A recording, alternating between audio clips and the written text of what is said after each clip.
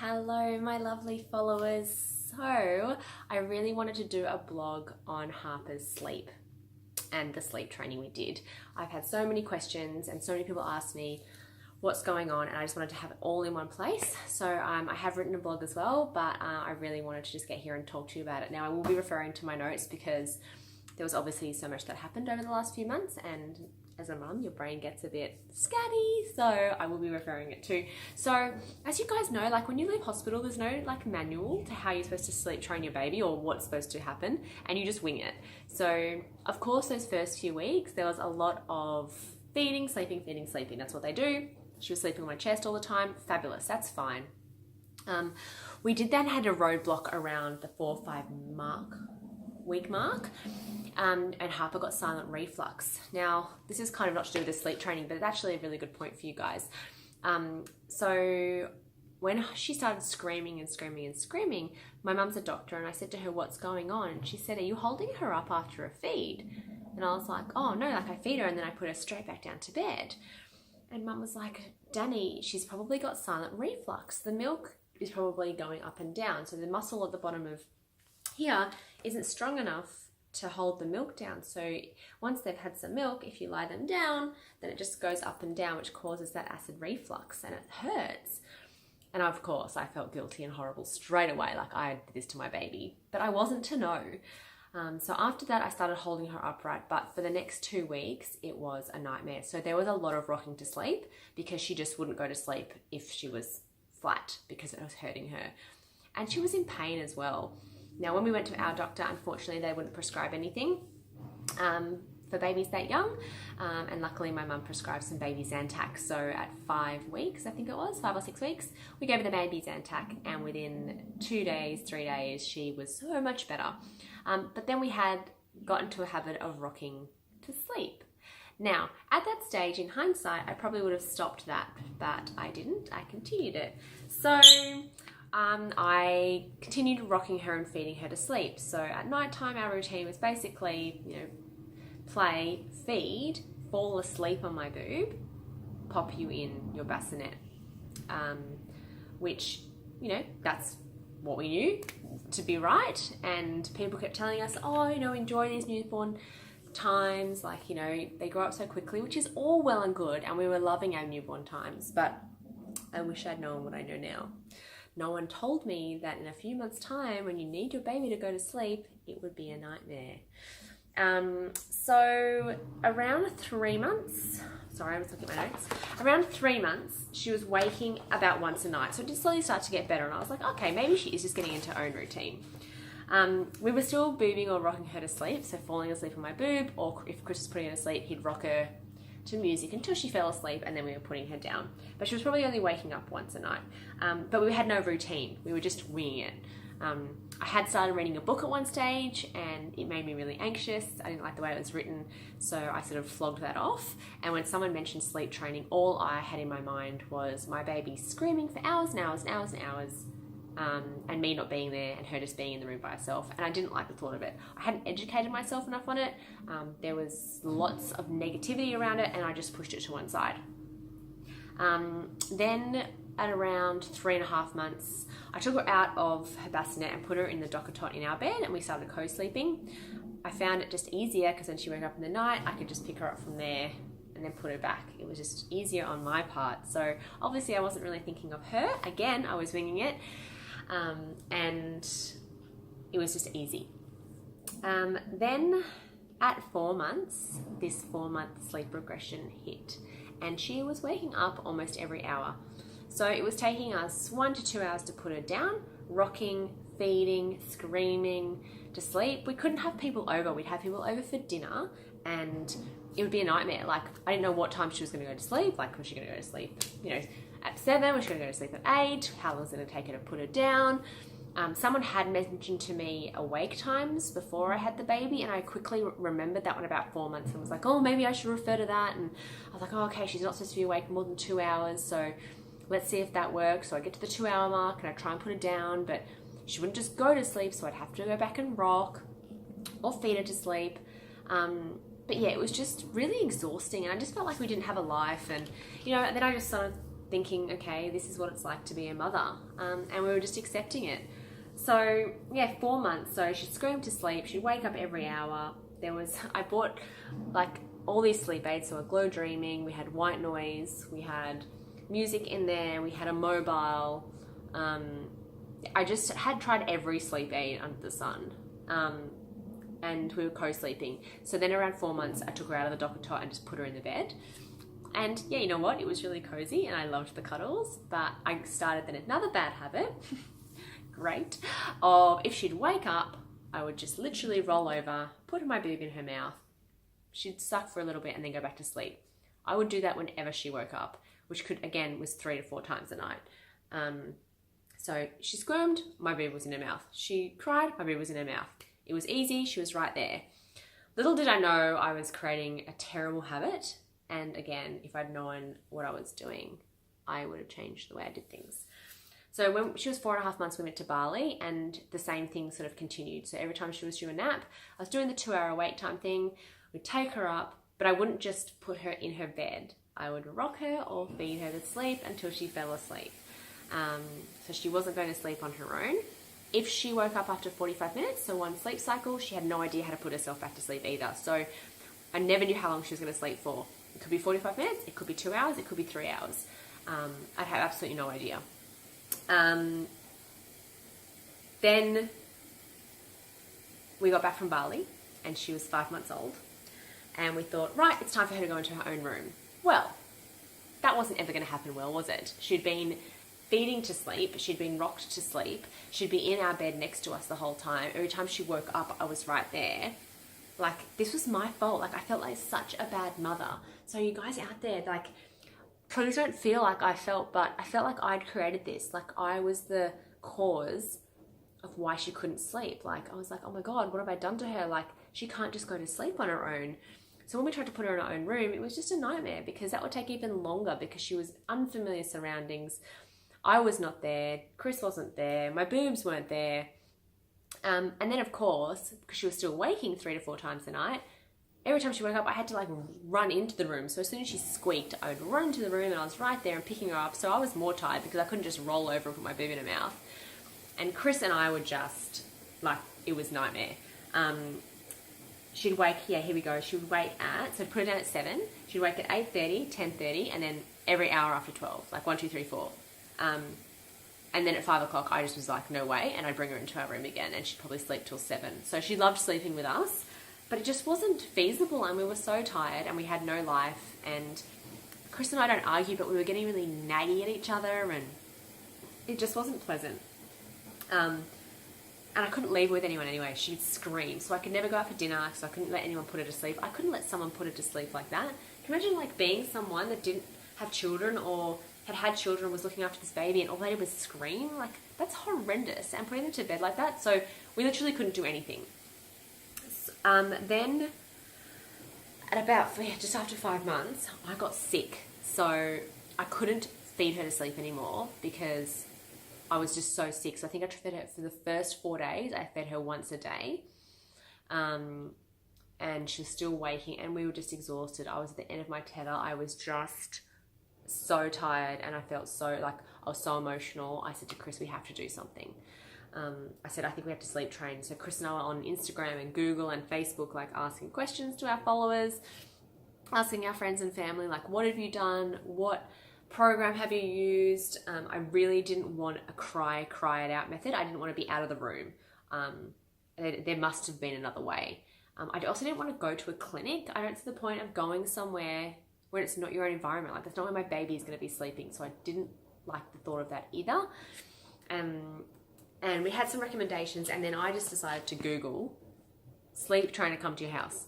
I thought I need someone to come to my house, hear what the scream is going on, like it's not a normal scream, help me and show me and tell me what to do and hold me accountable.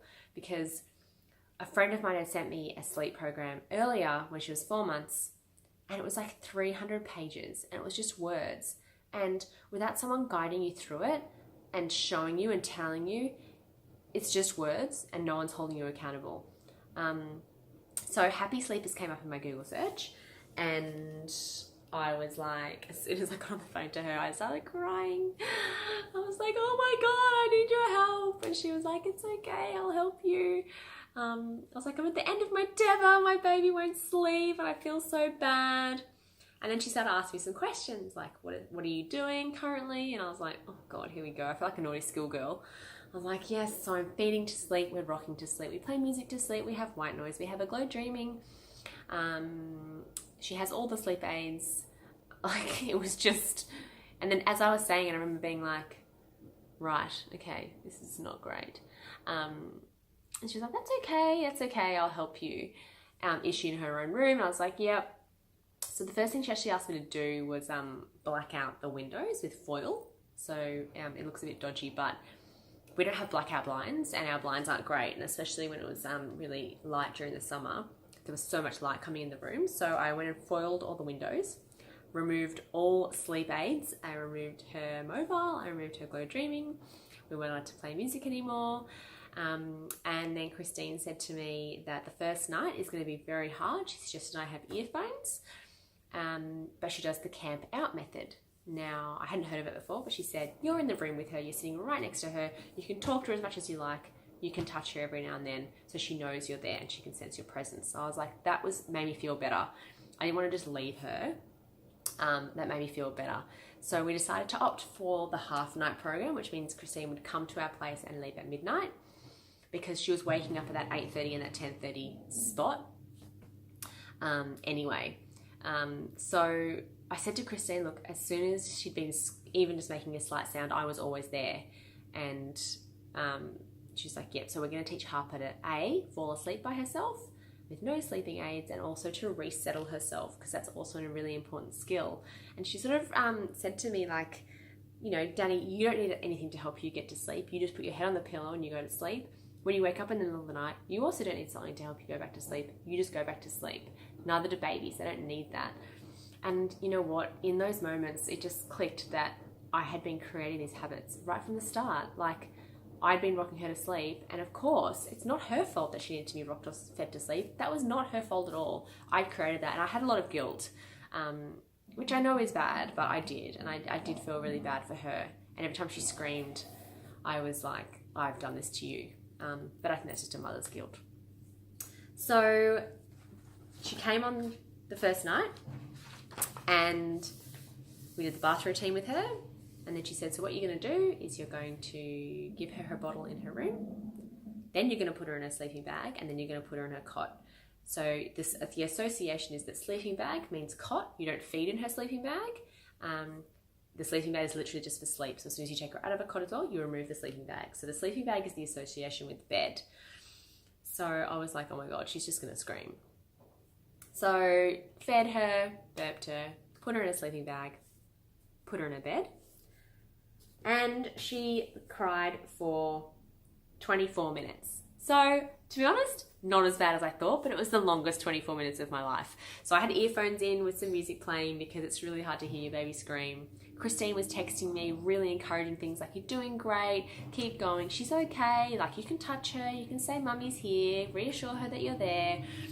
She had a monitor as well, so she could see Harper. Chris was down there also texting me, like, you're doing really well, baby. You know, keep going. This is great, which was really good. Like, I needed that. And after 24 minutes, she fell asleep. So I got up and left the room. So then Christine went through the rest of the program with us, and she woke up at, I'm just looking here, I forgot about this one, at 5 minutes to 8. So the whole thing is you let them cry for 10 minutes, and if they haven't put themselves back to sleep, then you can go in. So she actually cried for 10 minutes, but then at the 10-minute mark, we looked and she was asleep. So I was literally about to go up there, and she put herself back to sleep. Now, I don't know if that was a fluke first night or what, but apparently in the past, if I just let her cry for a little bit, like 5 minutes, she probably would have put herself back to sleep, but I haven't been giving her that opportunity. As soon as she goes in, I'm right there. Sorry, as soon as she cries, I'm right there.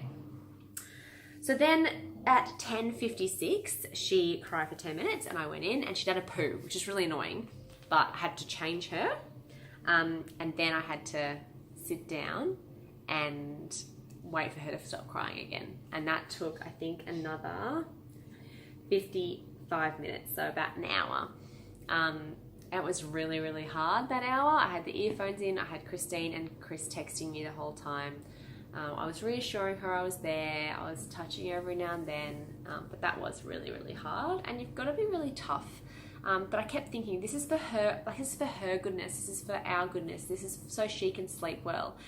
I don't want her to be a 1-year-old that, you know, I've seen mothers whose 1-year-olds, 2-year-olds, 3-year-olds can't sleep, you know, that you can't put them down, they scream, they wake up in the middle of the night screaming, wanting to be in your bed. They, you know, I've seen this from my friends, and I knew this was the right thing to do. So that was really hard. She went to sleep literally at midnight, so then Christine left. Then she woke up at 3:20 that same night, and after 12:30 you're allowed to feed them. So this was really good. This is a good wake up. So she woke up, took her out of her sleep suit, I fed her, straight back in her cot, sleep suit, and back in her cot, and she went to sleep. So I was really happy with that. So she was obviously just hungry. Night 2, we popped her in her bed at 6:58, and she was asleep by 7:10. 12 minutes. So we've gone from 24 minutes to 12 minutes. I couldn't believe it. I was like, wow. And then she woke up at 10 to 3 and 5 a.m. At 10 to 3, I fed her, and then at 5 a.m. she woke up and put herself back to sleep. So self-settled. I couldn't believe it. And woke up at 7. So already just within a day we'd seen results. Like, babies are really quick at picking things up, and when they're not in pain and nothing's wrong and they're just crying because they want you, you've just got to let them realize that they're okay. You know, they're okay, they're not in pain. You know, if you know they've not got a dirty nappy, they're not teething, and they're not in pain, and they're not hungry, they're okay. You know, it's just like protesting, really, you know. So let's have a look here. By night 3, she was grizzling for like 15 minutes, but not, I'm just stirring, but not crying. By night 4, 4 minutes took her. She was just talking to her sleep, no crying, and she woke once. Night 5, 10 minutes, not crying, just whinging. And it just got better. So we did have a little bit of a roadblock, which I've written down here. So Harper got really constipated about, I think it was 6 or 7 nights in, which really interrupted the program. So as Christine says, you can't sleep train a sick baby or a baby in pain. So her teeth got really bad at one stage, she was teething, and yeah, she was really constipated. So in moments like that, you are allowed to comfort them. She was still going down to bed really well, but then she was waking a couple more times, and she was in a lot of pain, and I had to keep dosing her up with Panadol and Nurofen, and then she got put on some medication for the constipation. So that interrupted a little bit, but as soon as that went away, we kept going, and then things just got like even better and better. She was not taking any time to go to sleep. Like I put here, left room asleep. Left room, by the time I got downstairs, she was asleep. Out like a light. Yeah, amazing. Now, the main things that I noticed were the awake times, to be really, really strict with the awake times, to watch for those tired signs. As soon as I saw those, it was time for bed. And also the strength that if she cries, to leave her. So along my little diary that Christine gives me, I can see that she might have stirred, you like here, like 4:38, stirred, went back to sleep within 3 minutes, self-settling. This one, 2:15, cried for 8 minutes, fell asleep by herself. This one talked to herself for 3 minutes, fell asleep. So, you know, she got better and better. And then the last night of the program, she slept through the night, 6 till 6. I couldn't believe it. I woke up in the morning and I was like, is she okay? Is she alive? I couldn't believe it. So, yeah, you know what? I think there are a lot of people out there that say crying to sleep and letting your child cry is traumatizing. And people say there's studies out there that says it's traumatizing to your baby. I can tell you right now that Harper is not traumatized. It's actually amazing how much it's changed our lives. So not only do Chris and I have all this time now, like Harper goes to bed between 6 and 7 or 6 and 7:30, depending on her how her naps go. And we don't know what to do with ourselves. Like, we can watch Married at First Sight, we can watch movies, we have dinner together, we talk, like, it's amazing. We can go out for dinner, we can have a babysitter come around because she's asleep. It's like the easiest babysitting job in the world. It's really changed our lives. And what people have been saying over the last week or so actually is how happy Harper is. Like, she's such a happy baby. She's always so happy and smiling. It's because her sleep's really good now. I actually can't believe how much it's changed our lives. And a couple of people have asked me questions on my Instagram. And guys, you know, I'm happy to give you some tips, but if you try like the 2 or 3 tips they give you and it doesn't work, it doesn't mean that it's not going to work. You need to do the program, you know, like it's a whole program. She writes it out for you specifically. There's my washing machine finished. And you need to do it properly, you know, and it's about persistence. So 2 of the qualities that I've always had in my life are persistence and resilience. So to keep going and to get back up if you fall down. So if you have a bad night, that's okay. The next night you just start again. But you've got to keep at it. You know, I think Harper picked it up quite quickly. But I know another friend that's done the program and her boy picked it up within, I think, 4 days. And now again, he's an amazing sleeper as well. So, you know, if you're scared about sleep training or you're at the end of your tether, I really, really, really encourage you to try Happy Sleepers. It's so great. Next baby, I'm actually probably going to do it from, I don't know, I was going to say 6 weeks, but maybe from birth. I need to talk to Christine because I do like those newborn cuddles and sleeps on you. So I just hope she doesn't take those away, which I don't think she does. But definitely from 6 weeks, because if I think about the sleepless nights and all the stress right at the beginning, if this could go away, then I would have done it in a heartbeat. It was worth every single penny. But the other thing as well is with traveling. I know a lot of you ask me about traveling. Chris and I do travel a lot. I've got family in Canberra and we go overseas quite a bit as well. So what we found, we've traveled to Canberra since doing the program. And you know what, like her naps in the day are interrupted. They're going to be interrupted because we're not on an aeroplane. But as soon as we got to our destination, back into the routine, awake times were followed and she was perfect. We put her to bed. She slept the night at my mum's house. I couldn't believe it. I just made sure the next day her naps were at mum's at home because the day before was really disrupted. So that's something I am trying to do. If one day is really disrupted, the next day we make sure that we're at home, or if one day nap is really disrupted, then we make sure the next nap is at home as well. But she's just been a little superstar and we're off overseas next month and actually we've got a few trips coming up. So I'll keep posting on my Instagram about how those go, but it's something that I was really anxious about. I was scared. I thought I wouldn't have a life. And for those first 2 weeks, okay, I didn't really have much of a life. You do have to stay home while you're doing the program. But after that, I go to the gym now. Harper and I go for coffee. We go to the shopping centre. The other day we were at the shopping centre and she fell asleep just like that. She would never have done that before. In her pram, I looked over, her eyes were closed. I could not believe it. Like, it's literally changed everything about her.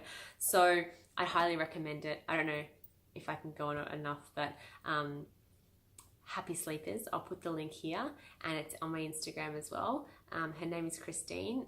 If you're not in Australia, if you're not in Melbourne and you're interstate, or if you're in another country, she has a video and a Skype program. So the video program you can get for $87 and there's also a Skype program. So you get to Skype Christine and have the consultations that way, which means you can still take full advantage of the program. Anyone in Melbourne, yay, you get to have Christine come to your house if you wish for those programs, and it's really, really good. So any questions, pop them below, let me know. I'd love to help you out. I'd love for you guys to all have good sleepers like Harper is now. I never believed in a million years she'd be like this, and I wish I'd started it sooner. So, mwah.